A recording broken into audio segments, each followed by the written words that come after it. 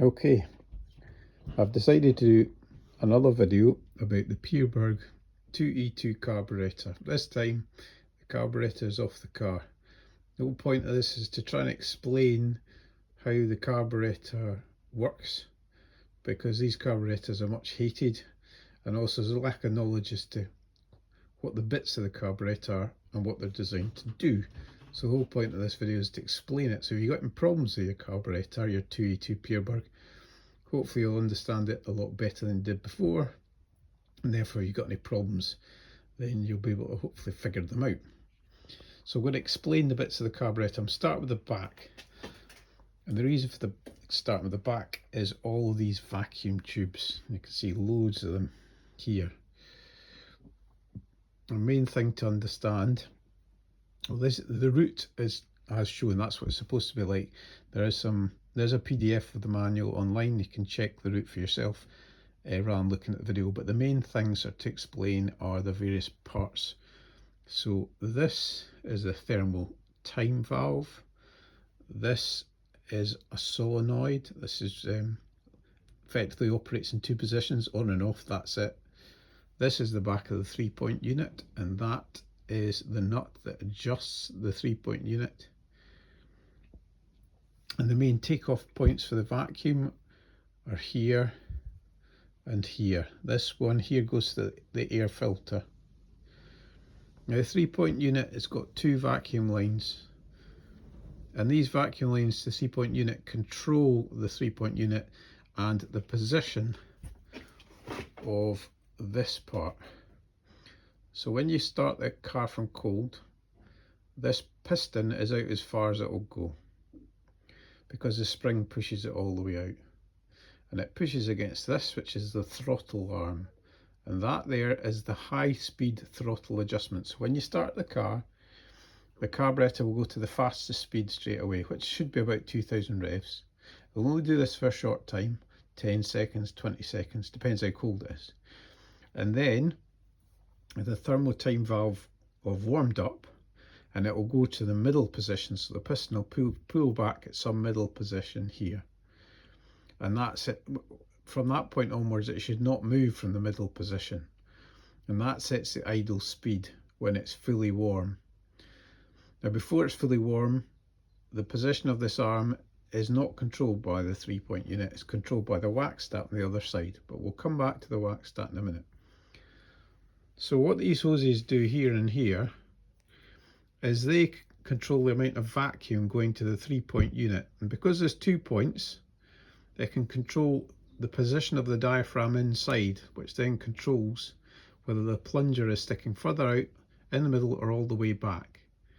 When you switch off the engine, this solenoid clicks, and it causes it to have maximum vacuum, and that will pull the plunger all the way back. That in turn will shut the throttle flap, and it cuts the power to the engine.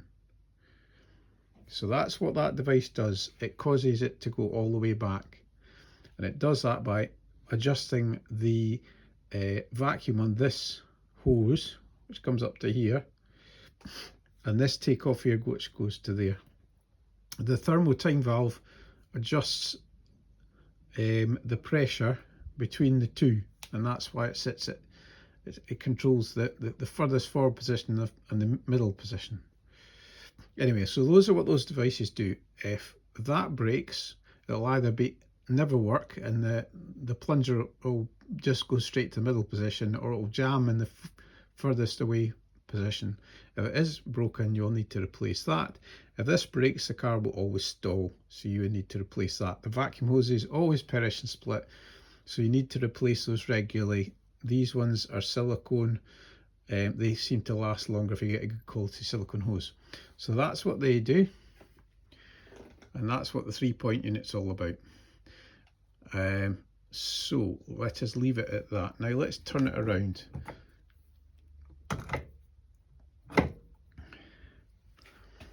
This thing here is the wax stat, and it's warmed up by coolant. It flows through this pipe. Now normally you get coolant up to here first. This is the choke. The coolant flows up here and flows down there to the wax stat, and then it goes from the wax stat back to the main coolant. hose or pipe. This coolant on this side of the choke, sorry, not looking at probably this side of the choke, that coolant comes from the intake manifold. Now there's a little rubber seal inside the intake manifold between the manifold and the cylinder head. If that disintegrates, it will block the flow of coolant to the choke and to the wax stat. And then what will happen is it'll take forever for both the choke to come off and the wax stat to operate. Now the purpose of the two things, the choke only controls the choke flap, this bit here. That's all it does. And it's controlled by electrical current, which comes from a switch on the top of the coolant hose. It's also controlled by the coolant flowing through it. Now the purpose of the electrical connection is so that when the engine's very cold, it will get electric current straight away, which will help to back off the choke. If this doesn't work, the choke will stay on far too long because it's relying on the coolant to warm it up. So it'll mean it'll flood all the time. So you must have this working. Otherwise it won't work properly. Now, so that explains that. You can also, this needs to earth. So this wire needs to earth through an earthing point here. If it gets broken, this one's broken here, you need to run a separate earth. The best way of doing that is just to take it off one of these screws and run a fresh earth to the battery. You must have that working and you must have that working. Otherwise it will flood all the time. So choke controls the choke flap only. It's got nothing to do with the idle at all. The idle has no bearing on that. The wax stat here, this runs off the coolant only, and its purpose is to control the idle speed when the engine's cold. Now you can see coolant's been leaking out of this wax stat, so it's completely broken now. But inside the wax stat there's a cylinder of wax, and it's got a pin that sticks out the end. And as it warms up, the wax expands, it pushes in, and behind the actual wax stat there's another sort of piston or push rod. It pushes the push rod, and it causes this part here to rotate clockwise. So that arm, as it warms up, will come up. And as it comes up, it adjusts how much it is touching the throttle arm. So when it's cold in this position, it's pushing at the throttle arm, and it's increasing the idle speed. Then as it warms up, this will rotate clockwise. That little leg bit will come upwards to basically horizontal, and as it does that, the idle speed will then drop. And as the idle speed drops, it means that the throttle flap, rather than having a gap here, will then start to touch this, the 3-point unit piston. And that's its role. So when the engine's cold, this piston will be out fully. After 20 seconds or so, the piston moves to the middle position, and the wax stat controls the idle speed. That wax stat opens up, the pin gets pushed, the throttle arm gets pushed back, and it touches that. If the wax stat doesn't do anything, or it's leaking in any way, the idle speed will never be right when it's cold, because it'll run too fast. If you get a poor flow of coolant to the wax stat because it's blocked in the intake manifold, then again it'll take forever for the wax stat to warm up, and the idle speed will be far too high when it's cold. But once it's warmed up, that's what causes it for the idle to drop. And then from that point onwards, the throttle arm here will touch the 3-point unit, and that sets your idle speed. Now, there is ways of adjusting it. So say you have got a warm carburetor and the wax stat's correct, and it's heating up properly, the choke's fully off, but this arm has still got a gap with the 3-point unit. It is possible to adjust that gap in two ways. First of all, you can adjust the actual piston, how far it sticks out. So if, for example, say there's a gap and the ideal speed is correct, about 850, 900 RPM, then you can adjust Using the nut there, you can adjust the position of this piston to touch the throttle arm. Now say the 3-point unit is coming at halfway and there's a gap, but the idle speed's too fast. In other words, and the whack stat is finished and it's come down but it's still leaving a gap and it's still too fast. You don't want to adjust that because it's too quick. You need to get rid of the gap. So there's a way to get rid of that gap. There's an Allen headed bolt there and it's in a slot.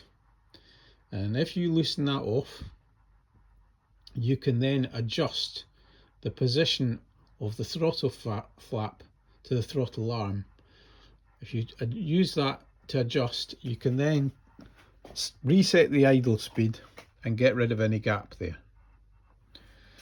And then if the idle speed is incorrect, then you still need to adjust, and there's a gap, then you'll need to adjust the position of this via the nut in the back.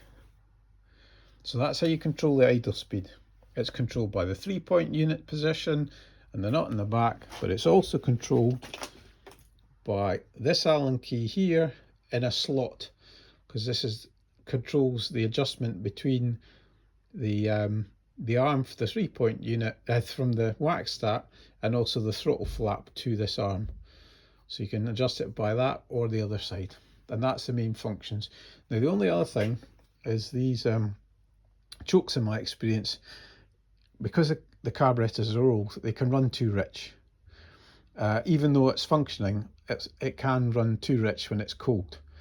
So what you can do is you can slacken off these 3 screws and you can rotate the choke housing a bit to reduce the amount of choke. So rather than being fully closed like that when it's cold, you can have it slightly open and reduce the amount of choke. So there's adjustment in that to back off the choke. And that's really about it. Those are the main parts of the carburetor and the bits that give the most problems. I've never had any bother with the choke pull down unit, nor have I had any problems with the secondary, which opens the second throttle flap. That seems to be fine most of the time. The main problems you get with it are the whack stat unit, the 3-point unit and the choke, and adjustment here. Now, don't adjust this bit because that adjusts the whack stat position in relation to the main throttle. You don't want to touch that. Just this one, because it's in a slot, that adjusts the idle without messing with the whack stat. So it's worth bearing that in mind. Okay, hopefully you now understand the Pierburg 2E2 carburetor a lot better.